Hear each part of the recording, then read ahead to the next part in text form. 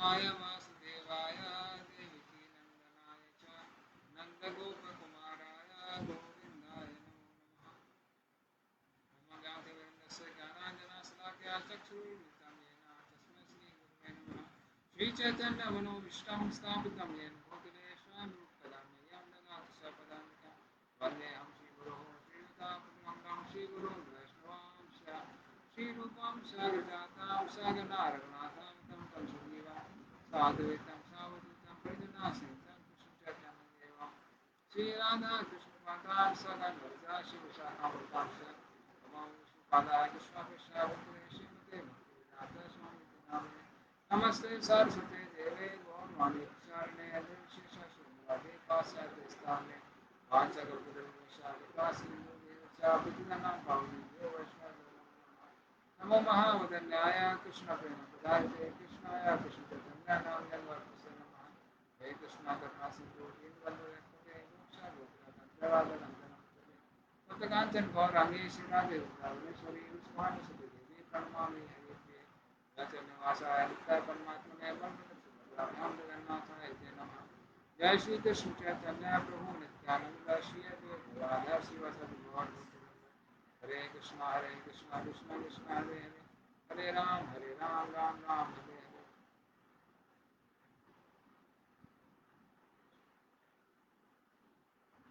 हरे कृष्णा। तो कैसे पांडव लोग वानप्रस्थ की ओर जाते हैं या वानप्रस्थ आश्रम ग्रहण करते हैं, उसी चर्चा के बाद हम आगे लेके जाएंगे। तो पिछली बार हम देख रहे थे कैसे अर्जुन जब युधिष्ठिर महाराज पूछते हैं कि क्या कारण है आप इतने दुखी हैं, इतने महीनों बाद आए हैं द्वारका से और दुखी हैं, और अंत में वो कहते हैं कि कृष्ण भगवत धाम वापस लौट गए हैं। और फिर अर्जुन बताता है कैसे कृष्ण ने कैसे कैसे उसकी सहायता की और कैसे कैसे उसकी रक्षा की। और फिर वो याद करता है कैसे हम लोग साथ में भोजन करते थे, विश्राम करते थे। और फिर बताता है कैसे बिना कृष्ण के पूरा संसार एक मृतक शरीर के भांति दिखाई पड़ रहा है। लेकिन फिर वो सोचता कि ठीक है, जो भी कृष्ण की इच्छा, जो भी भगवान के आदेश हम उसका पालन करेंगे। फिर हम लोग इस 28वां श्लोक में आते हैं। फिर उस तरह से कृष्ण के बारे में बता के अर्जुन अभी क्या करता है, अर्जुन अब दिव्य स्थिति में पहुंच जाता है और उसके बारे में आता है एवं चिंतयतो जिष्णो कृष्णपाद सरोरुहम् सौहार्देनाधिकारेण शांतासीत विमला मतिः। आता है एवं चिंतयतो जिष्णु, इस तरह से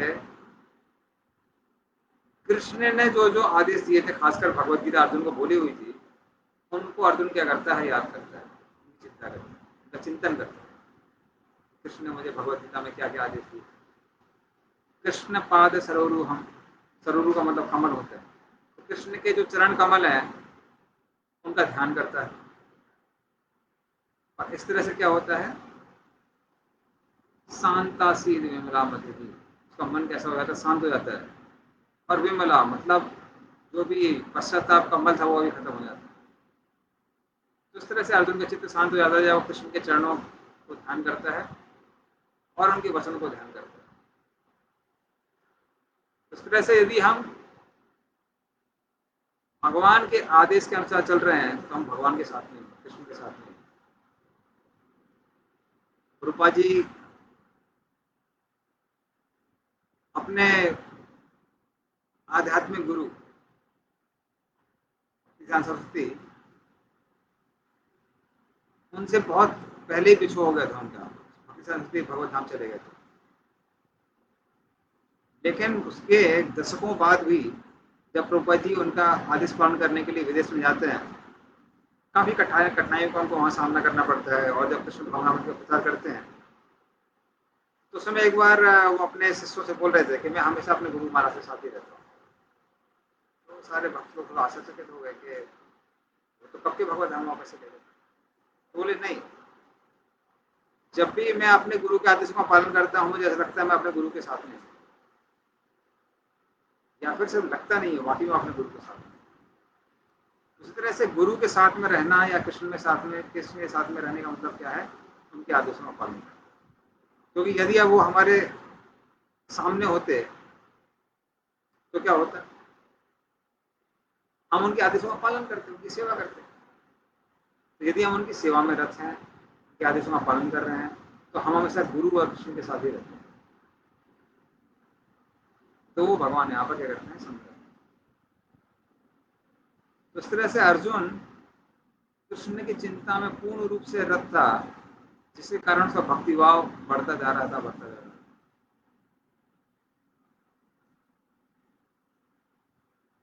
और फिर क्या होता है?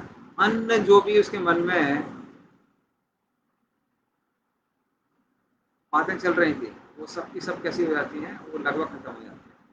वो इस तरह से कृष्ण के पूर्ण चिंतन में अर्जुन पूर्ण रूप से लीन हो। तो इसको यहाँ पर समझाया गया।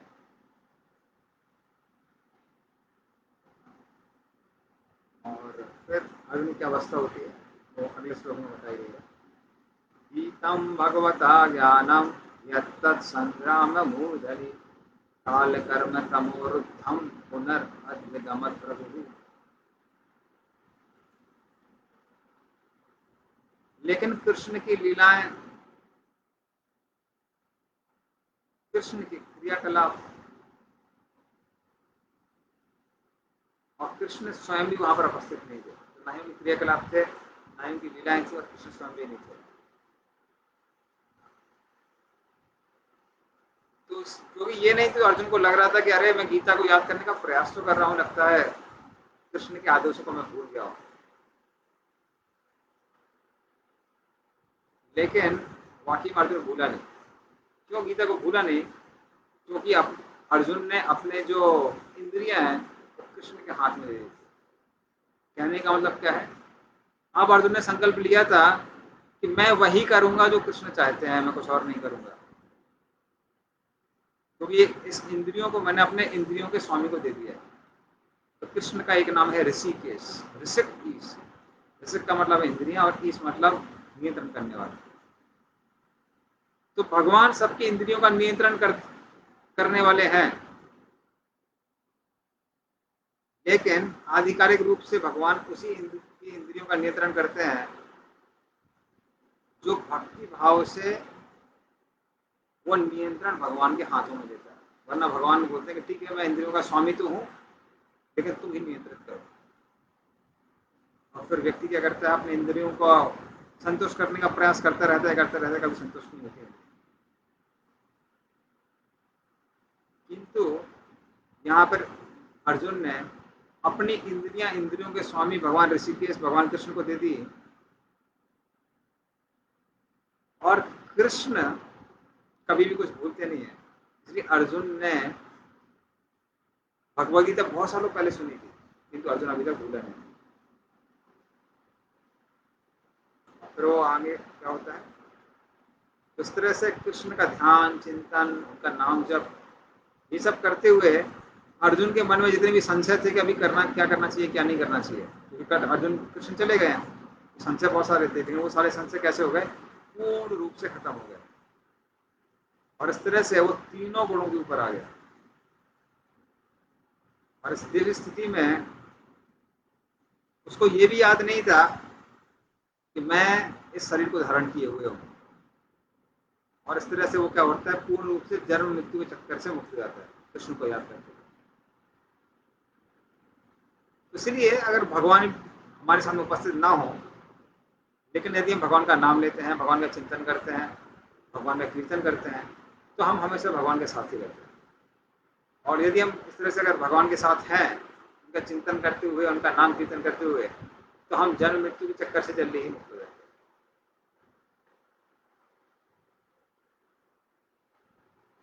इस तरह से अर्जुन भगवान की चिंता में यहाँ में मग्न हो जाता है, भगवान के चिंतन में मग्न हो जाता है।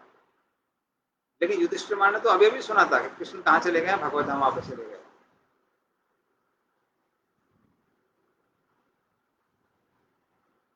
तो फिर युधिष्ठिर महाराज नारद मुनि के उपदेश को याद करते हैं। कि नारद मुनि अभी अभी कह क्या कहते हैं कि हे युधिष्ठिर, आप भगवान भगवान के आदेशों के अनुसार इस पूरे संसार के सम्राट बनकर पूरे संसार में राज्य कीजिए, जब तक कृष्ण भगवत धाम वापस नहीं चले जाते। और जैसे ही कृष्ण अपने धाम वापस चले जाते हैं, आप भी सब छोड़ छाड़ के उनके धाम वापस चले जाइए। युधिष्ठिर महाराज अभी यहाँ पे प्रण लेते हैं कि बस अभी बहुत हो गया, अभी मैं भगवत धाम वापस जाने की तैयारी करता हूँ। और यहाँ पे कुंती क्या कर रही थी? कुंती महारानी भगवान की भक्ति में पूर्ण रूप से लीन थी, उनकी सेवा में पूर्ण रूप से लीन थी। और इस तरह से कुंती महारानी भी भगवत धाम जाने की पूर्ण रूप से तैयारी कर लेती है। ये शरीर छोड़ के भगवान के धाम जाना है। तो फिर युधिष्ठिर महाराज वहां पर मन ही मन सोच रहे थे कि अब क्या करना चाहिए। ठीक है, भगवत धाम जाना है, लेकिन मैं राजा हूं, राजा के बहुत सारे जिम्मेदारियां होती हैं, तो उसके बारे में क्या करना चाहिए। तो फिर वो मन में सोचते हैं, क्या सोचते हैं, तो कृष्ण ने तो अपने सारे जो परिवार वाले थे उनको उस तरह भगवत धाम भेज दिया, क्योंकि वो आपस में उनकी लड़ाई करा दी, क्योंकि उनको पता था कोई और एक दूसरे को, इन लोगों को मार नहीं पाएगा। तो आपस में ही वो एक दूसरे का शरीर नष्ट कर देते हैं ताकि वो सब भगवत धाम वापस चले जाए। तो कृष्ण ने ऐसा ऐसे किया है, उस तरह से किया है जैसे जब किसी के पैर में कांटा लग जाता है तो व्यक्ति दूसरा कांटे को लेकर इस कांटे को निकाल सकता है।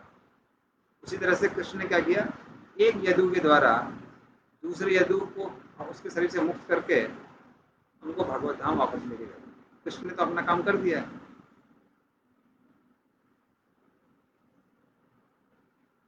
और भगवान ने अपना शरीर भी ऐसे त्याग दिया है, ऐसे त्यागा भगवान ने अपना शरीर, सब लोग आश्चर्यचकित हो गए कि भगवान भगवत धाम गए कब, पता ही नहीं चल रहा था।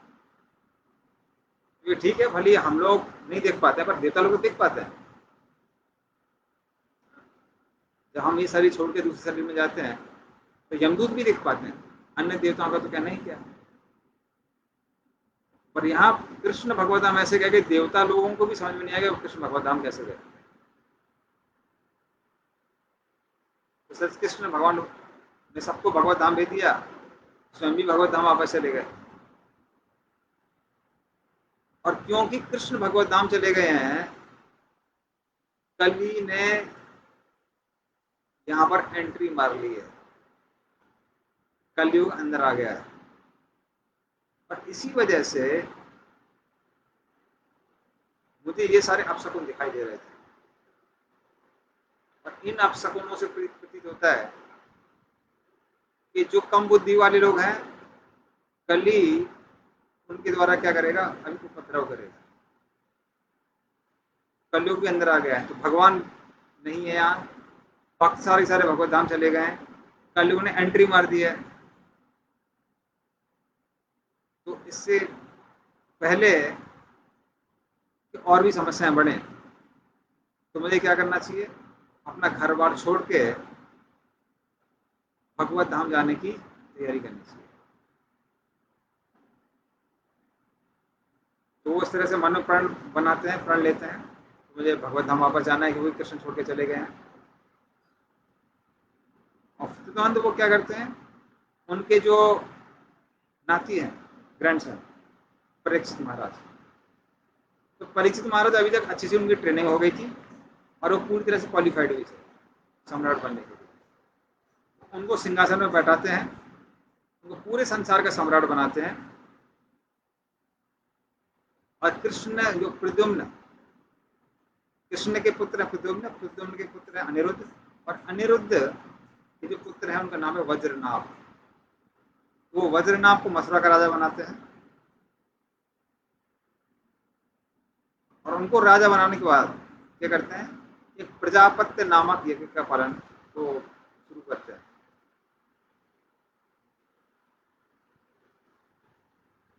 और उस यज्ञ को पूरा करने के बाद में वो वानप्रस्थ धारण करके भगवान को प्राप्त करने का निर्णय करते हैं।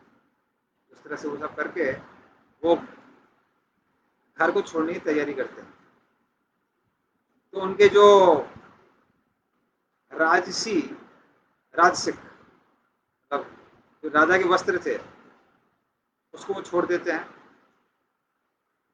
जो उनके गहने थे उन सबको छोड़ देते हैं, और फिर भगवत धाम लाने की तैयारी कर लेते हैं।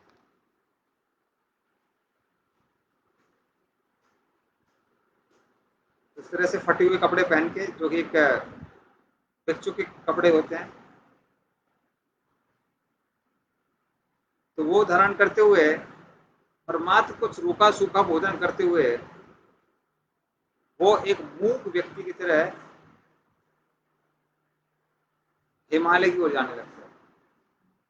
तो ऐसा लग रहा था कि वो मूक है, पागल है, और इस तरह से वो हिमालय की ओर जाने लगे। और उन्होंने अपने भाइयों की तरफ देखा भी नहीं। क्यों नहीं देखा? क्योंकि अपनी सारी जिम्मेदारियां पूरी हो गई हैं। तो इस तरह से व्यक्ति को संसार में सारी जिम्मेदारियां करनी चाहिए, खासकर जब गृहस्थ जीवन में रहता है व्यक्ति, और साथ में भगवान के प्रति जो उसका धर्म है उसको भी पूरा करना चाहिए, श्रवण कीर्तन इत्यादि करके। किंतु जीवन भर ये सब नहीं करते रहना चाहिए। एक टाइम ऐसा आना चाहिए जब व्यक्ति को रिटायरमेंट लेना। इवन जो आपकी गवर्नमेंट जॉब्स वगैरह भी हैं, वो भी क्या करती है, एक समय में व्यक्ति को रिटायरमेंट दे देती है। प्राइवेट जॉब है, गवर्नमेंट जॉब है, सबकी रिटायरमेंट की है। वो रिटायरमेंट किससे रिटायरमेंट है? वो भौतिक जिम्मेदारियों से रिटायरमेंट है। कि आपने भौतिक जिम्मेदारियां जो अपने पुत्र के प्रति है, पुत्रियों के प्रति है, पत्नी के प्रति है, वो सारे की सारे आपने पूरी कर दी हैं। अभी भगवान के प्रति जो आपकी ड्यूटीज हैं उनको पूरा कीजिए, इसीलिए रिटायरमेंट होता है। किंतु आजकल की बात है कि आजकल क्या होता है, लोग रिटायरमेंट के बाद में कुछ और बिजनेस करने लगते हैं। बेटी के रिटायरमेंट हो गया, अभी कुछ तो एंगेजमेंट चाहिए, तो बिजनेस करने लगते हैं, फिर और जिम्मेदारी ले लेते हैं, कई बार पहले से ज्यादा जिम्मेदारी ले लेते हैं। किंतु मनुष्य जीवन का जो लक्ष्य है वो है भगवत भक्ति करना, भगवत प्राप्ति करना, कृष्ण को प्राप्त करना। इसलिए एक समय के बाद व्यक्ति को क्या करना चाहिए, जो भी उसकी पारिवारिक जिम्मेदारियां हैं उनको पूरा करके मात्र भगवत भक्ति में लग जाना चाहिए, जीवन उसके लिए डेडिकेट कर देना चाहिए। ये नहीं कि जीवन भर आप जिम्मेदारियां कर रहे हैं। जब कोई और जिम्मेदारी लेने के लिए तैयार है, जब नेक्स्ट जनरेशन तैयार है, तो उसको जिम्मेदारी देख के क्या करना चाहिए, भगवान के प्रति अपनी जिम्मेदारियां पूरी करनी चाहिए। खैर माया इतनी शक्तिशाली है कि कई बार बुढ़ापे में भी लोगों को लगता है कि मेरी जिम्मेदारियां भी खत्म हुई नहीं है। तो पर लेकिन एक बार बच्चा कमाने लायक हो जाता है, बच्चे की शादी हो जाती है, खासकर अगर कोई बड़ा बेटा है तो, एक बार बड़े बेटे की शादी हो जाती है, वो नौकरी लग जाती है, बस काफी हो गया। पर ये नहीं सोचते रहना चाहिए कभी इसके बच्चे हो जाएंगे तब हम लोग भक्ति के बारे में सोचेंगे। तो फिर बच्चे होंगे, फिर बच्चों की शादी होगी, फिर उनके बच्चे होंगे, सबका बिजनेस देखना, तो ऐसे करते करते तो पूरा जीवन जीवन समाप्त हो जाएगा। इसलिए एक समय के बाद क्या करना चाहिए, वानप्रस्थ लेना चाहिए। जैसे कि युधिष्ठिर महाराज क्या कर रहे हैं, यहाँ पर वानप्रस्थ ले रहे हैं। तो उन्होंने जिम्मेदारी पूरी की एक सम्राट होने के नाते। जब वो सम्राट थे तो पूरे संसार में किसी भी चीज की कमी नहीं थी। आजकल ऐसे सम्राट दिखना लगभग असंभव है।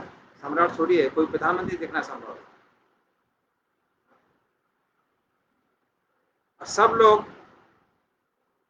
की शारीरिक जरूरतें पूरी होनी चाहिए, हो रही थी। भोजन पर्याप्त मात्रा में, पानी पर्याप्त मात्रा में, बाकी संसाधन पर्याप्त मात्रा में, किसी को मानसिक तकलीफ नहीं थी, कोई रोग नहीं था, कोई अनियमित समय में मरता नहीं था।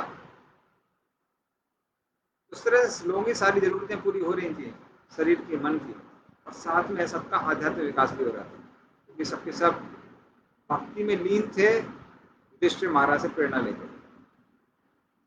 उस तरह से वो अपनी जिम्मेदारी पूरी कर रहे थे, लेकिन जैसे ही उन्होंने देखा कि कृष्ण भगवत धाम वापस गए हैं और अभी परीक्षित महाराज उनकी जिम्मेदारी लेने के लिए रेडी है, तब उन्होंने क्या किया, उनको सिंहासन पर बैठाकर पूर्ण रूप से भक्ति में लीन होने का निर्णय लिया।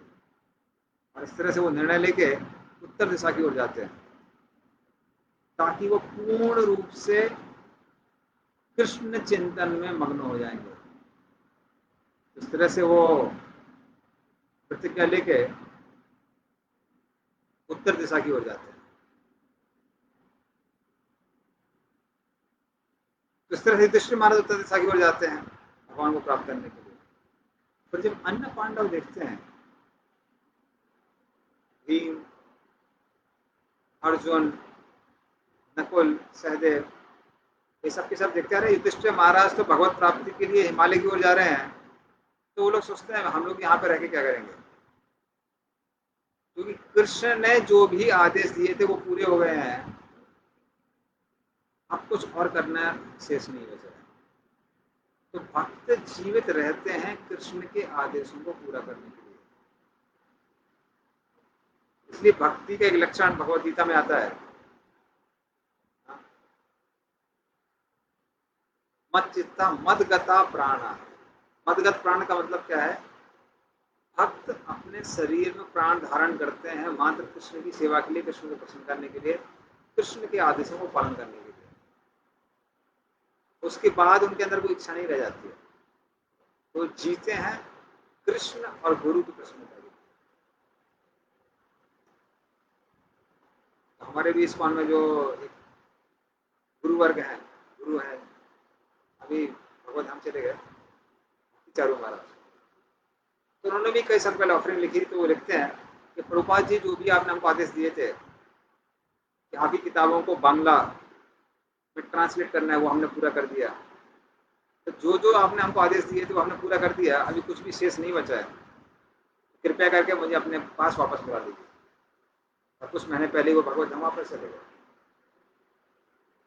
वहीं एक और हमारे गुरु वर्ग है, हाँ गुरु हैं, वो हैं जयप्रकाश स्वामी महाराज, तो उनको भी 2009 में स्ट्रोक हुआ था। पर उन्होंने देखा कि अरे बहुत सारी जो भगवान की प्रभुपाद जी के जो आदेश हैं वो पूरे नहीं हुए।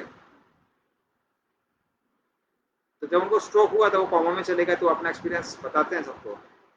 तो कहते हैं कि जब वो कोमा में थे तो कृष्ण स्वयं उनके सामने आए, बोले कि गोलोक वृंदावन वापस चलो। तो वो कहने लगे कि मैं गोलोक वृंदावन जा सकता हूँ क्योंकि वो आपको प्रसन्न करने वाला है, किंतु प्रभुपाद ने मुझे बहुत सारे आदेश दिए थे। तो फिर वो एक एक करके आदेश बताना चालू करते गए, ये दिया था, वो दिया था, वो दिया था, वो दिया था। तो ये अभी बचा हुआ है। मेरी इच्छा थी कि मैं ये सारे प्रभुपाद जी के आदेशों को पूरा करके आपके धाम वापस आऊं, लेकिन फिर अल्टीमेटली आप निर्णय करने वाले हैं, आप भगवान हैं, आपकी जो इच्छा है वो करिए। और फिर भगवान को दूसरा मौका देते हैं कि ठीक है, आप प्रभुपाद जी का आदेश पूरा कर लीजिए। तो आज भी वो जल्दी सुबह सुबह उठते हैं, तो सबसे पहले जो प्रभुपाद जी ने उनको इंस्ट्रक्शन दिए उसको पढ़ते हैं, और फिर बाकी अपनी दिनचर्या निर्धारित करते हैं, और फिर सारा कार्य करते हैं।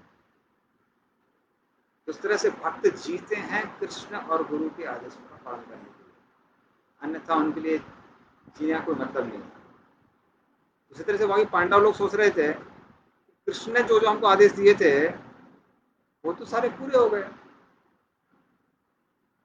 और फिर हमारा जो मेन आदेश था वो तो अपने भाई को सपोर्ट करना, इस संसार में राज करने के लिए।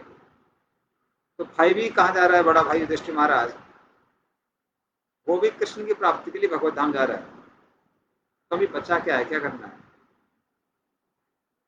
तो वो लोग भी निर्णय लेते हैं कि अभी हमको भी भगवत धाम जाने की क्या करनी चाहिए, तैयारी करनी चाहिए। इस तरह से वो भगवत धाम जाने की क्या करते हैं, सबके साथ तैयारी करते हैं, और अपने बड़े भाई युधिष्ठिर महाराज के नक्शे कदम पर चलते हुए उनके पीछे पीछे जाने लगते हैं।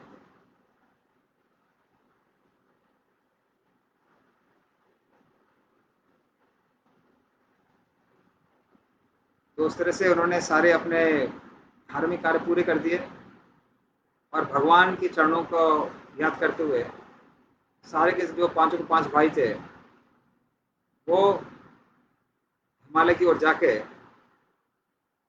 भगवत धाम जाने की तैयारी करने लगे। तो हालांकि ये हिमालय में जाना वो सब करना आजकल प्रैक्टिकल नहीं है, क्योंकि आजकल कोई जाएगा तो भगवत चिंतन रह नहीं जाएगा उसके दिमाग में। उसको ये टेंशन बनी रहेगी कि अरे अभी सर्दी लग रही है, मैं ठंड से मर जाऊंगा, ये हो जाएगा वो हो जाएगा।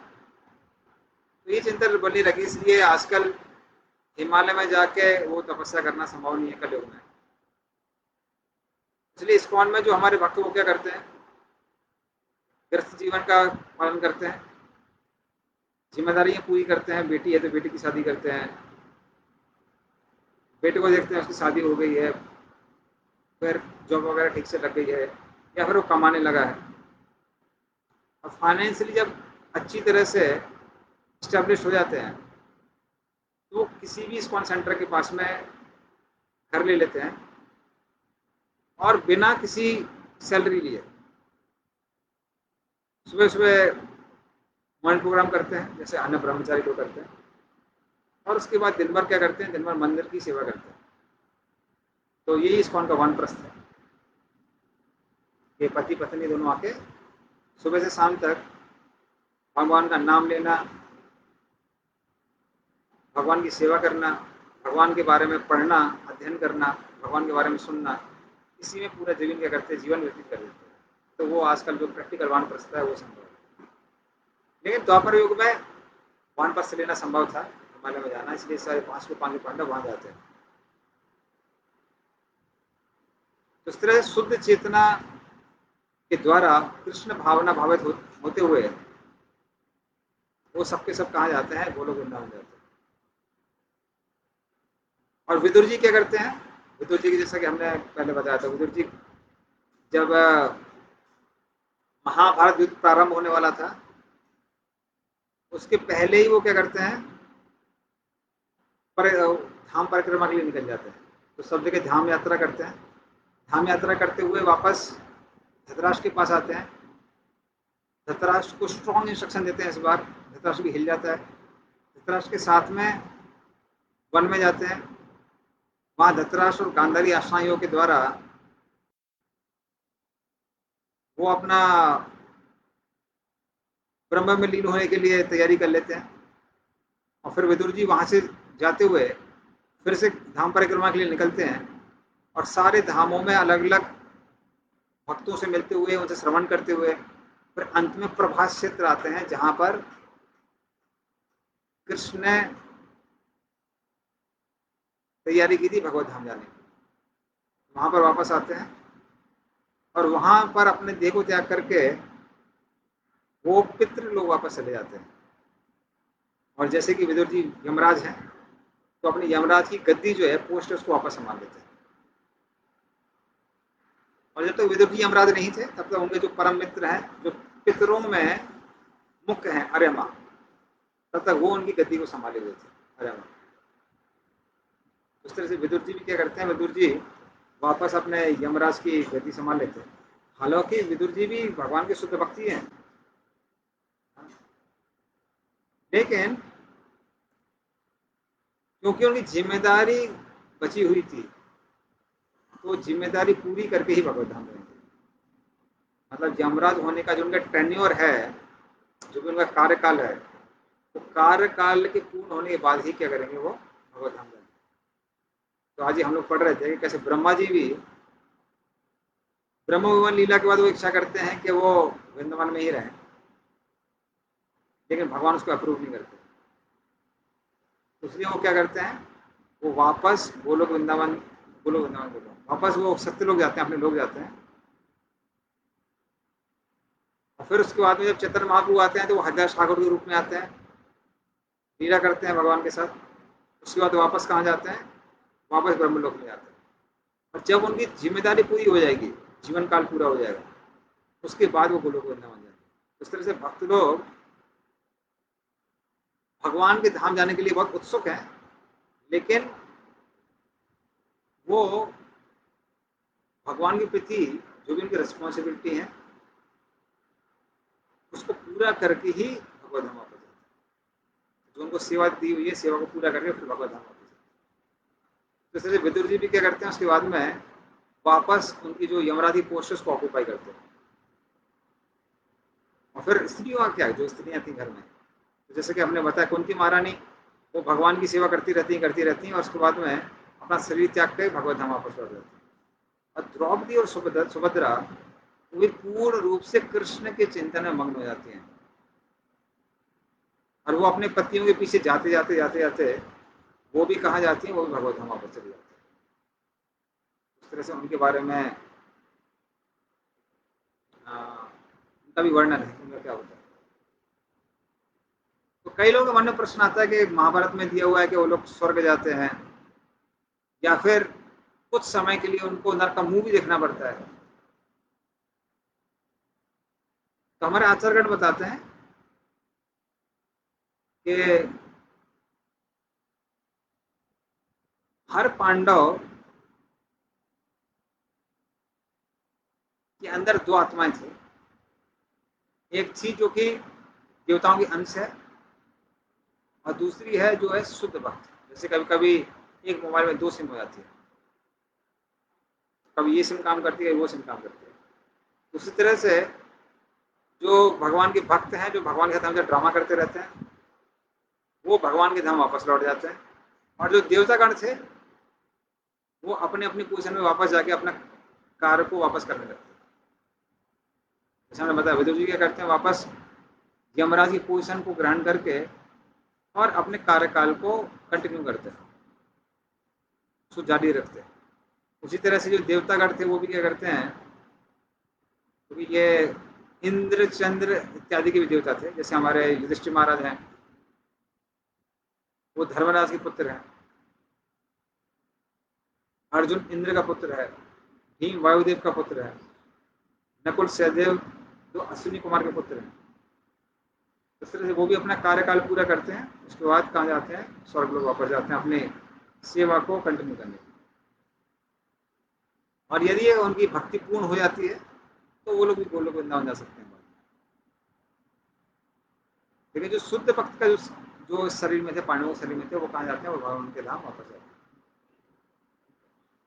तो इस तरह से सारे पांडव लोग अपनी जिम्मेदारी पूरी करके भगवत धाम वापस जाते हैं। तो एक आइडियल एग्जाम्पल है कि एक भक्त को जीवन कैसे जीना चाहिए। तो जब तक वो संसार में है उसको सारी जिम्मेदारियां अच्छे से करना चाहिए, साथ में भक्ति करते रहना चाहिए।